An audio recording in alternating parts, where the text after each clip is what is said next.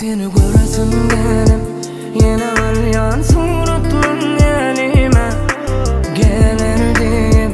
qaraşyan sana gafim önüne inne artık gücün yok bana hiç tatlı yok senin başka zarın dinleyecek yok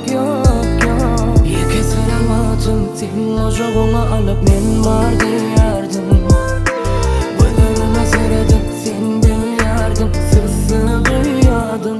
başka yok yürümeden o hiç gün yerim tutana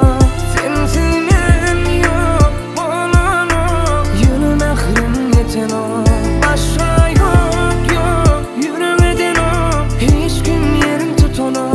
sensin en yok olan o yürüm ahrim yeten o